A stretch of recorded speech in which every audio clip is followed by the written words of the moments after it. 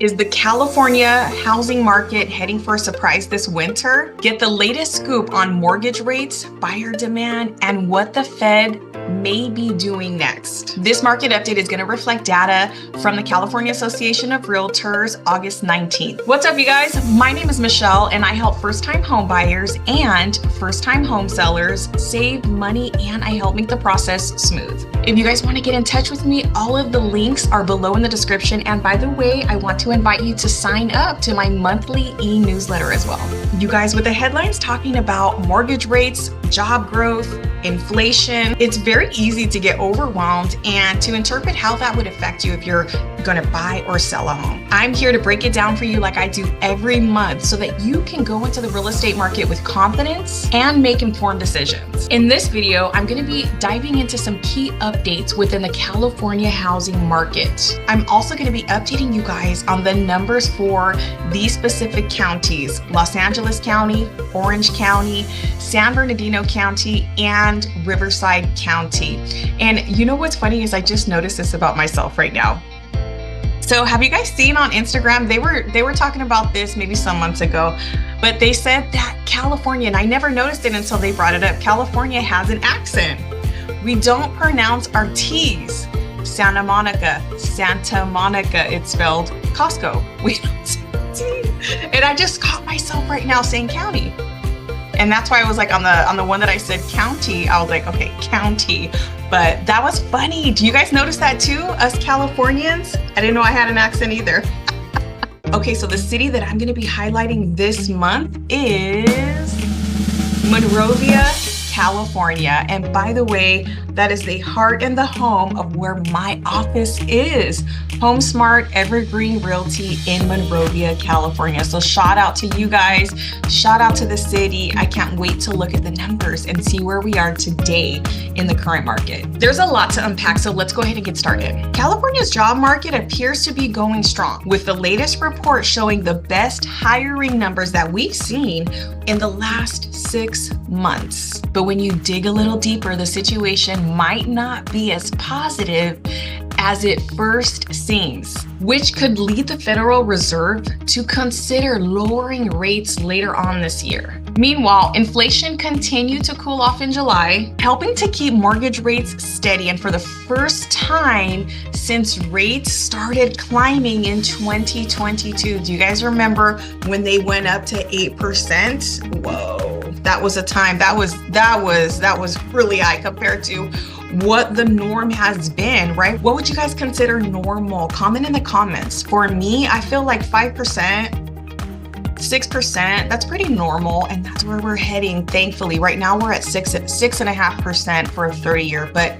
I'm going to be getting into that. Homebuyer demand is beginning to rebound. And thankfully, mortgage delinquency rates in California remain low. And here's why. A large percentage of homeowners, they have a lot of equity, which puts them in a really good position to avoid foreclosure even in tough times. Plus, you know, right now, many homeowners are benefiting from low interest rates. Now get this, about 2/3 of the state, California, has locked in interest rates around 4% or lower. That's a big number. And 90% of those people with 4% interest rates or lower are locked into fixed rate loans. Now, let's talk about inflation. Where are we now? Are you curious to know whether inflation is finally under control and what that could mean for mortgage rates? Well, let's dig into the latest numbers and see where they stand. You know, inflation has been a major concern for a while, right? Things are so expensive now.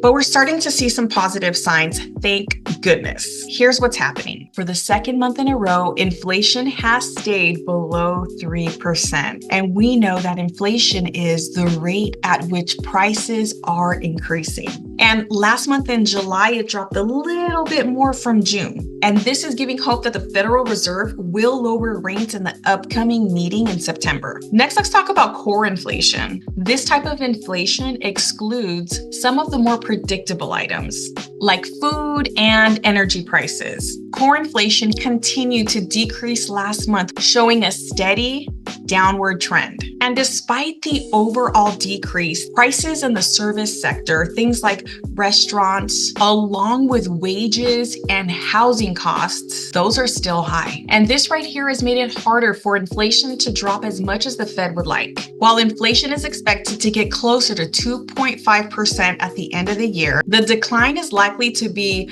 gradual rather than sudden. And what does this mean for you guys? Well, if inflation keeps moving in the right direction and the Fed lowers the interest rates, well, that right there is going to be making housing more affordable. And that is what we need here in California. All right, let's talk mortgage rates. Let's take a closer look at mortgage rate trends and see what they could mean for you. Mortgage rates have been a hot topic lately, and here's the latest on where things stand. The average rate for a 30-year fixed mortgage, according to Freddie Mac, has stayed around 6.5% for the second week in a row. And this data, if you guys are watching the news, mortgage rates dropped before the inflation report came out last week. Okay, so let's check out the trends. For the past 11 weeks, mortgage rates have stayed consistently below 7%. And this is a positive sign in the right direction. The bond market, which plays a really big role when determining mortgage rates, isn't showing any signs that rates will increase soon.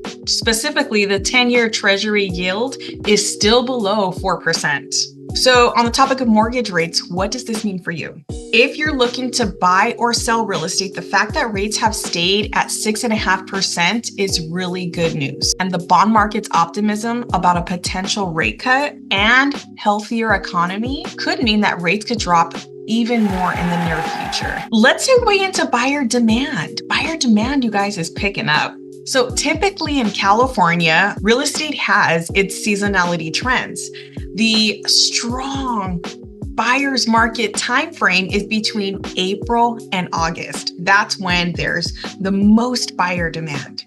Home sales usually peak in the summer months, right before the kids go back to school in the fall. After that, sales tend to slow down and cool off during the fall and winter months. Now, the trend in 2024, it seems to be like it's going to be a little different than its usual seasonal patterns. When we look beyond the seasonal trends, we do see some encouraging signs that the market is getting better. Obviously, we know already interest rates, right? There was a small decline in mortgage applications, but it's been the smallest that we've seen all year. As a matter of fact, it was the second smallest dip since mortgage rates started rising back in 2022.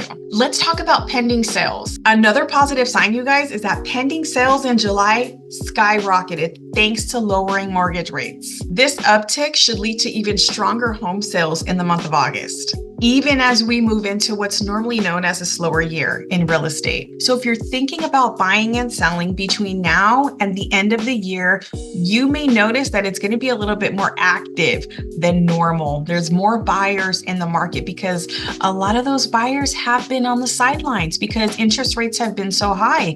They're starting to come down. So those buyers are going to get off the bench and come back into the market. So if you're thinking of buying, know that there's going to be a little bit more competition than normal, and that may drive prices up. That seems to be the trend when, supply and demand. And if you're thinking about putting your home on the market for sale, know that there's going to be more buyers should interest rates lower even more, and more opportunities for you to get your home sold quickly. All right, now let's talk about the California labor market. Let's take a deeper look into that. California's job report looks great on the surface, but is it really? Let's dive into the details and let's uncover what's really going on behind the headlines. At first glance, California's job market seems to be booming, with July adding 21,000 new jobs, marking the biggest increase in non-farm employment since January. Let's take a closer look. Let's talk about non-farm job growth. And really quick, before we dive into that, let me explain this term. Non-farm job growth measures jobs like manufacturing, retail, services, things like that are more stable, because farm jobs or jobs that are in the agricultural business, those jobs are more seasonal. Okay, so the reported 21,000 new jobs came from a survey of employers. However, this number may not tell the full story. Why? Here's why.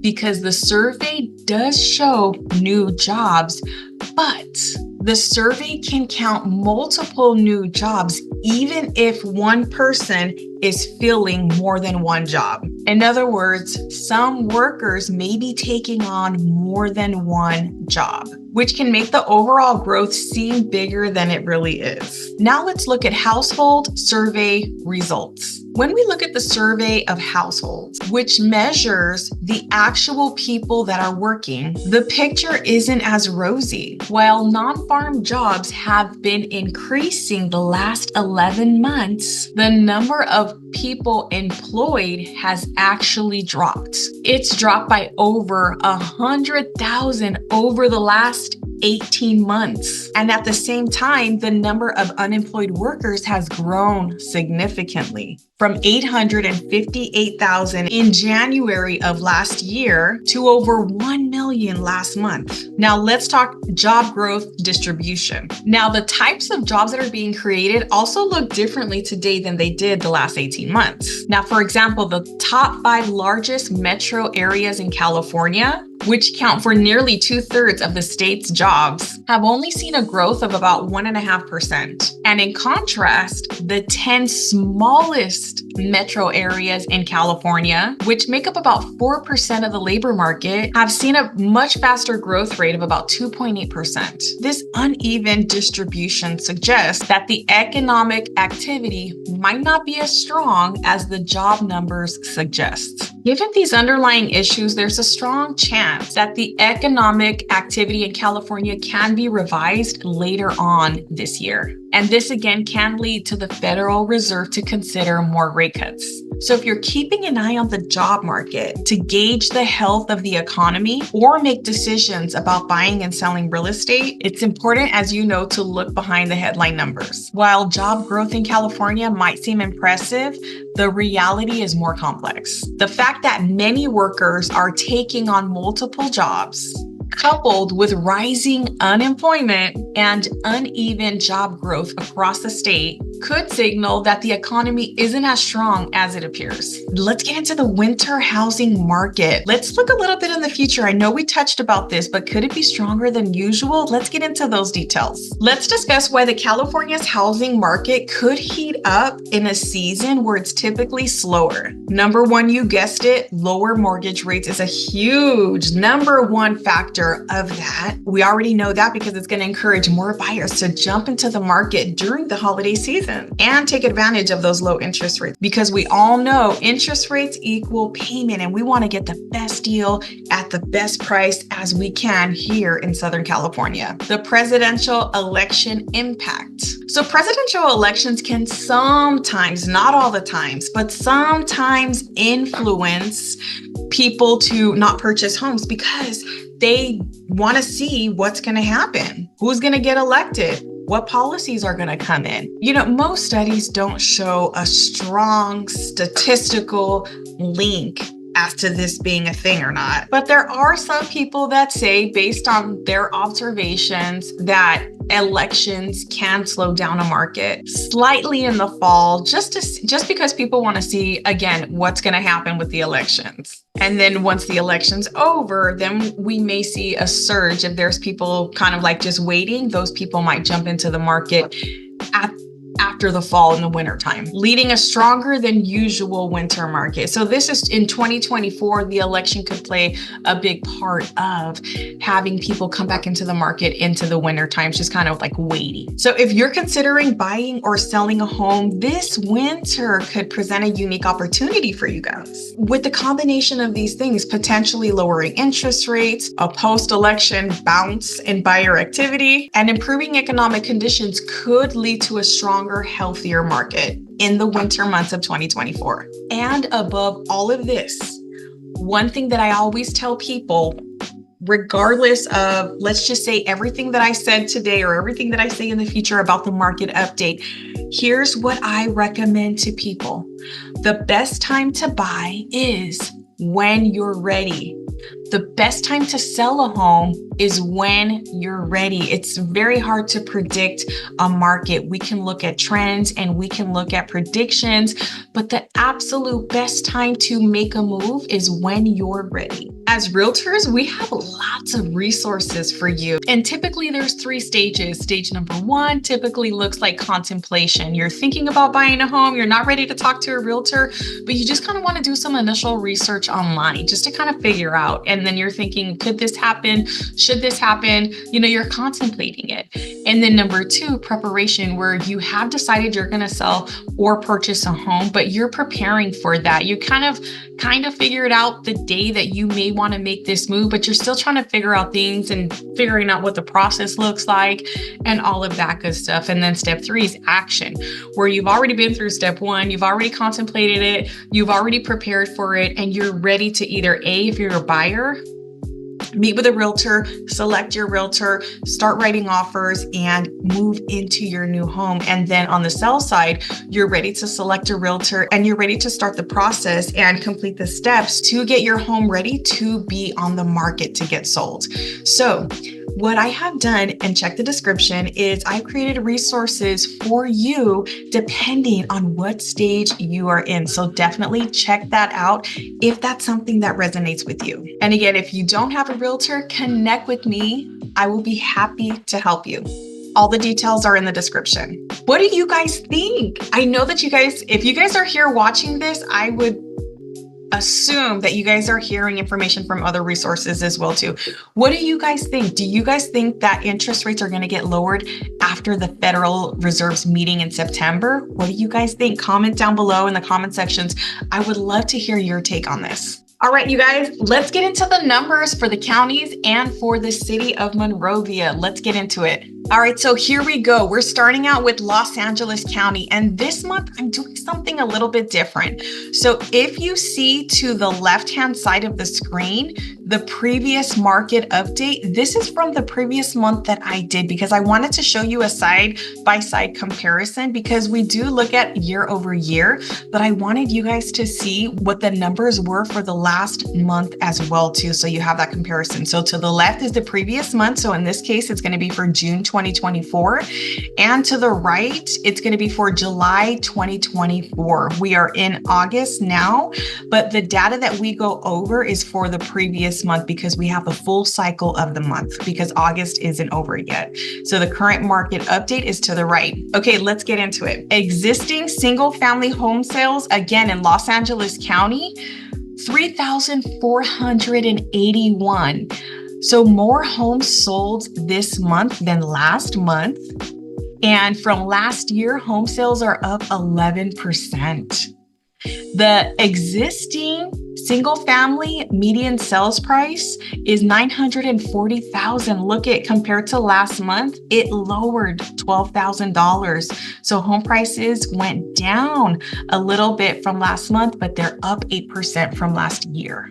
Active listings. Active listings also went up from last month and they're up 37.4% from last year. So there's 8,842 active listings in the month of July. Market competition. All right, so it's taking 19 days to sell a home. That hasn't changed from last month. Homes are selling for 100% of the list price. That pretty much hasn't changed either. The 31.4% of those active listings needed to reduce their price because they were priced too high. A little bit of an increase from last month. Okay, let's get into Orange County. Let's talk about the current market update for Orange County, July 2024. Existing single family home sales. So 1,108 homes sold in the month of July, more homes sold than last month, and year over year, home sales are up 12.4%. The existing single family median sales price, $1.39 million in Orange County, and they also went down a little bit from last month, but they're up 6.9% from last year. Active listings, there's more active listings than there were last month, and 38.5% more active listings from last year. So there's more activity happening, but prices are going down a little bit, right? We are noticing that trend. Let's see if it continues for the next two counties, which is going to be San Bernardino and Riverside.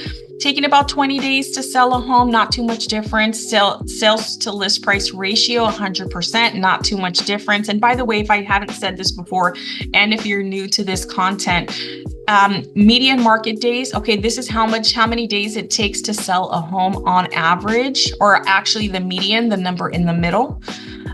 Sales to list price percentage. That means that let's say you put a home on the market for $1 million, it sells for $1 million, it sells for 100% of what the seller is asking for.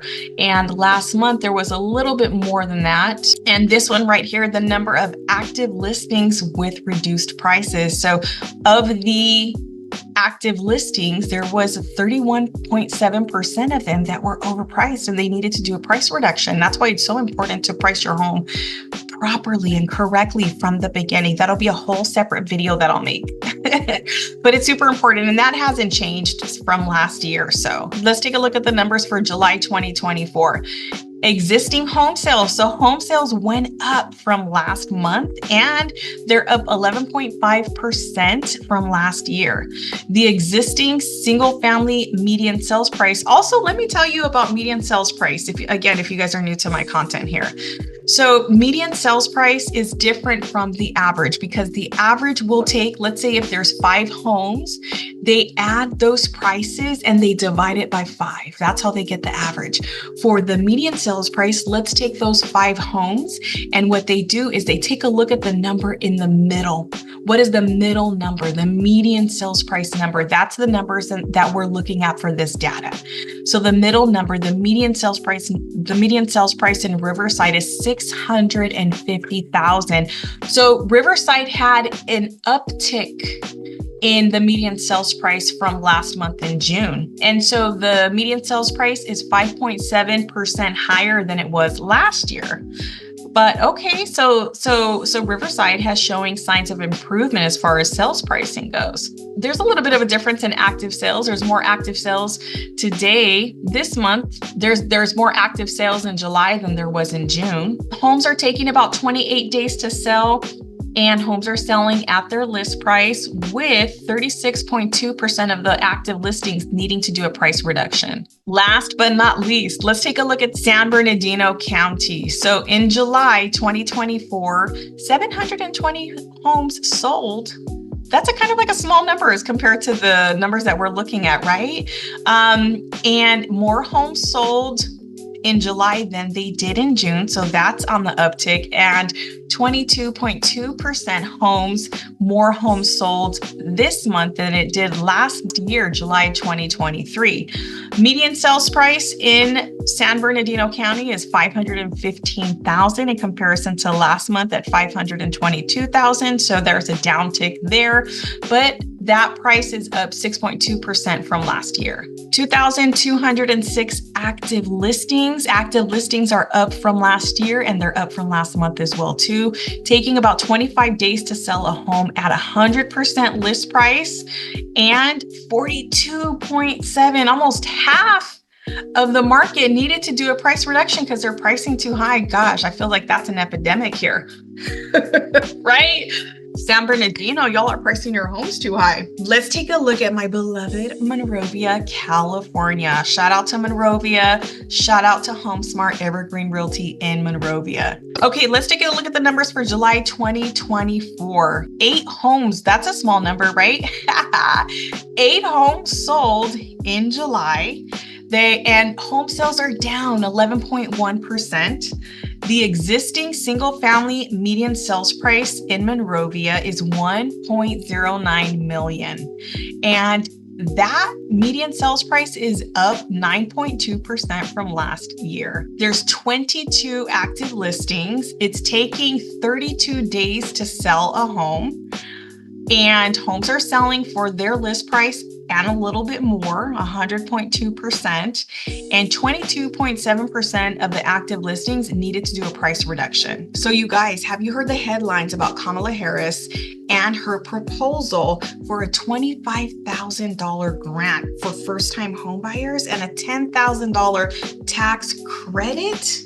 Let's look into that. What do you guys think about that? Let me show you guys. Let me bring up Harris to propose up to $25,000 in down payment support for first-time home buyers. It's a part of her economic agenda she will unveil Friday. This is August 15th. So let's see. When Vice President Kamala Harris unveils her economic policy proposal in Raleigh, North Carolina on Friday, it will include a proposal to provide up to $25,000 in down payment support for first-time homebuyers, according to a campaign official. The campaign is vowing that during this first term, the Harris-Walz administration would provide working families who have paid their rent on time, I guess these are going to be the guidelines, for 2 years and are buying their first home.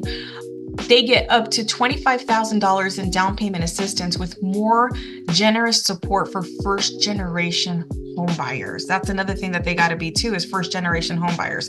So first generation home buyers, you got to have your rent paid on time for 2 years and you get up to $25,000 in down payment assistance.